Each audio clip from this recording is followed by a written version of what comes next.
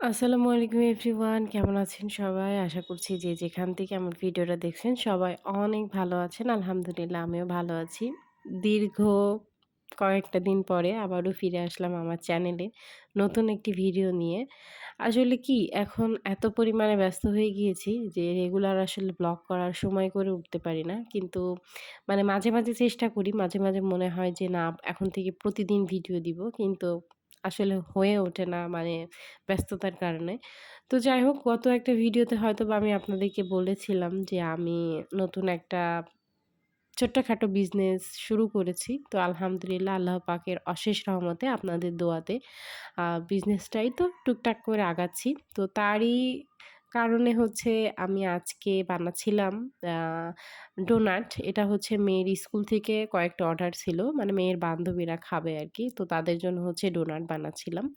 তো সকালে রান্নাবান্না করার পরে আপনাদের ভাইয়াকে বিদায় দেওয়ার পরে হচ্ছে মেয়েকে যেহেতু স্কুলে নিয়ে যায়, তো আটাটা আমি আগে থেকে মেখে রেখেছিলাম। আ ডোনাটটা বানানোর জন্য যে আটাটা ব্যবহার করা হয়, ওই আটা আসলে আমার বাসায় ছিল না। আ এজন্য হচ্ছে এই খোলা আটা দিয়ে বানানোর পরে এটা একটু কেমন, কেমন যেন হয়ে গিয়েছিল। তবুও খেতে কিন্তু মজা হয়েছিল আরকি। তো ডোনাট হচ্ছে বানানো শেষ। এখন চকোলেটটা একটু মেল্ট করে নিয়ে তারপরে হচ্ছে এটা ডোনাটের উপরে দিয়ে দিব। প্রত্যেকটা বাচ্চাই হচ্ছে দেখলাম ডোনাট খেতে খুবই পছন্দ করে। যেহেতু এটা একটু মিষ্টি জাতীয় খাবার। আর তারপরে হচ্ছে উপরে যেহেতু চকোলেট থাকে, তো সব মিলিয়ে হচ্ছে বাচ্চারা দেখলাম ভালোই পছন্দ করে। মানে আমার মেয়েও তো খুবই পছন্দ করে। তো স্কুলে নিয়ে যাওয়ার পরে কিন্তু সবকিছুই মানে সব ডোনাট গুলাই হচ্ছে শেষ হয়ে গিয়েছিল। আলহামদুলিল্লাহ, আলহামদুলিল্লাহ। এদিকে হচ্ছে আমি কিছু হুইপ ক্রিম আর হচ্ছে চকোলেট গরম পানির উপরে বসিয়ে দিয়েছিলাম। চকোলেটটা একটু মানে গলিয়ে নেওয়ার জন্য।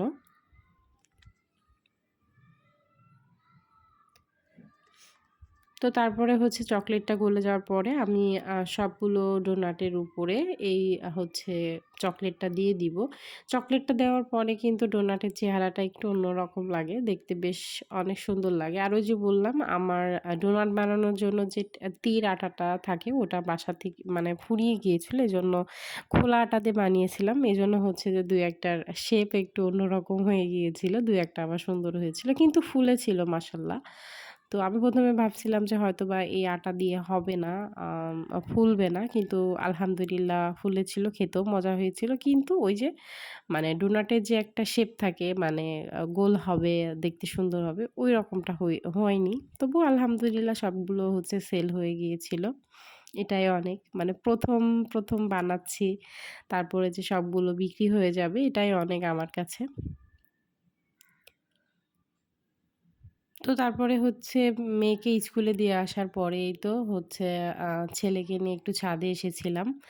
তো ছেলে আবার হচ্ছে মানে পানি দেখবে। তো তার জন্য হচ্ছে ট্যাংকির মুখটা একটু খুলে দিয়েছিলাম। খোলার পরে হচ্ছে ও পানি দেখলো। মানে আমার ছেলে ছাদে আসলে ওকে নামাতে আমি পারি না কোল থেকে। ও কোলেই থাকবে।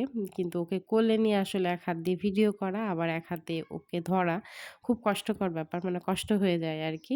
তো তারপরে এদিকে হচ্ছে যেহেতু বেশি কয়েকটা দিন ছাদে ওঠা হয় না, তো ভাবছিলাম গাছগুলাতে একটু পানি দিব। এজন্য হচ্ছে গাছে পানি দেওয়ার জন্য প্রস্তুতি নিচ্ছিলাম আরকি। পানি দিচ্ছিলাম আর বাবুকে এক জায়গায় দাঁড়ান করিয়ে রেখেছিলাম। আর সে কি কান্নাকাটি!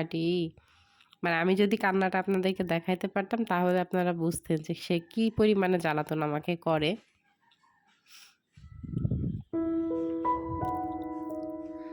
বেশ কয়েকটা দিন আসলে গাছগুলাতে পানি না দেওয়ার কারণে গাছ একটু শুকায়ে গিয়েছে। তো এইজন্য আসলে গাছগুলাতে একটু বেশি, বেশি করে পানি দিচ্ছি। কারণ আমার আসলে কি প্রতিদিন ছাদে উঠতে ভালো লাগে না। মানে আমি এত পরিমাণে অলস আরকি।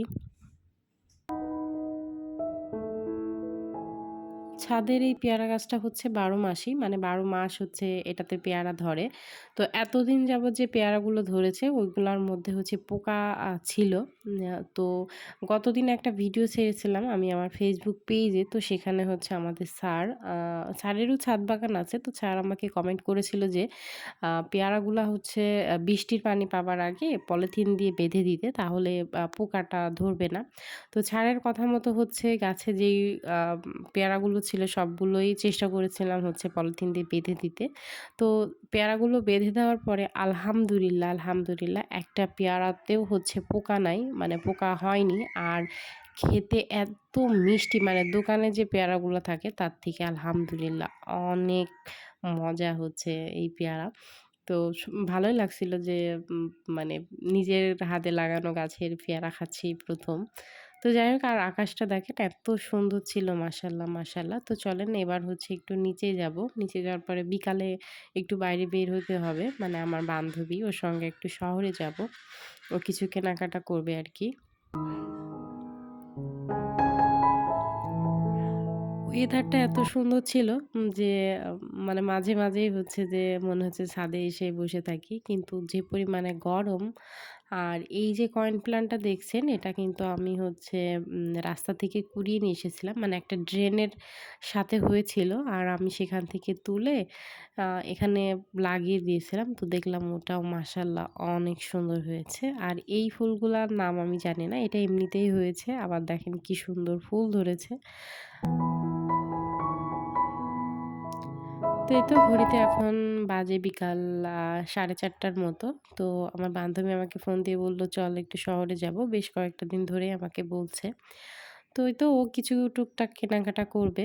তো এজন্য হচ্ছে এসেছিলাম। আ তো এই দোকানে আসার পরে মনটা এত ভালো হয়ে গিয়েছিল। এখানে যে কত রকমের ফুল, মানে নিজের চোখে না দেখলে বিশ্বাস করা যায় না। এগুলা দেখে মনে হচ্ছে যে একদম অরিজিনাল ফুল। এই কাঠগোলাপটা আমার এত, এত ভালো লেগেছে। মনে হচ্ছে যে আমি একটা কিনে নিয়ে যাই। কিন্তু আসলে এখন কিনবো না। আ হয়তোবা আল্লাহ তাআলা চাইলে অন্য কোনো সময় কিনবো। তখন আপনাদের সাথে অবশ্যই শেয়ার করব আরকি। আমার বান্ধবী আসলে ওই ডাইনিং টেবিলের রাখার জন্য কিছু ফুল কিনছিল, আ যেটা ভালো লাগে। তো আমি হচ্ছে একটু ঘুরে, ঘুরে দেখছিলাম যে এখানে কত রকমের যে ফুল আছে আলহামদুলিল্লাহ। দেখতেও কিন্তু অনেক সুন্দর এই মানে এগুলা। একদম দেখে মনে হয় যে এগুলো একদম অরিজিনাল। হাত দেওয়ার পরে বোঝা যায় যে না, এগুলো অরিজিনাল না। তবে দূর থেকে দেখতে খুবই সুন্দর লাগে। তো দামও দেখলাম এখানে রিজনেবল। এটা হচ্ছে আমাদের ঝিনাইদহের আমাদের ঝিনাইদহের যে লাইব্রেরিগুলো আছে তার পিছন সাইডে। তো এখান থেকে যারা ঝিনাইদহ আছেন তারা হয়তোবা চিনবেন। এই দোকানগুলাতে আসলে পাইকারি রেটে পাওয়া যায়। মানে অনেক কম দামে পাওয়া যায় আরকি এখানে। আমিও এখান থেকে বেশ কয়েকটা ফুল আ নিয়েছিলাম। এই ফুলটাও বেশ সুন্দর লাগছিল। এটা হচ্ছে দেওয়ালে আ টাঙানোর জন্য। এটাও বেশ অনেক সুন্দর। তো ফাইনালি হচ্ছে আমাদের ফুল নেয়া হয়ে গিয়েছে। ও যেটা নিয়েছে সেটা আপনাদেরকে দেখাবো। আর এই বাবুই পাখিটা দেখেন, এটা এত কিউট মাশাআল্লাহ। আমি হচ্ছে বাবুই পাখির বাসার মধ্যে দেখছিলাম যে বাবুই পাখি ডিম পেড়েছে কিনা। দোকানদার ভাইকে জিজ্ঞাসা করছিলাম যে, আপনাদের বাবুই পাখি কি ডিম পেড়েছে?" তো বলল, "হ্যাঁ, ডিম পেড়েছে।" তো যাই হোক একটু মজা করছিলাম। আর এই তো ফুল দেখেন কত সুন্দর এখানে। আমাদের ফাইনালি ফুল নেওয়া হয়ে গিয়েছে। যেটা নিয়েছি সেটা হচ্ছে যে ভাইয়া সেট করছে। মানে একটু গুছায়ে দিচ্ছে আরকি।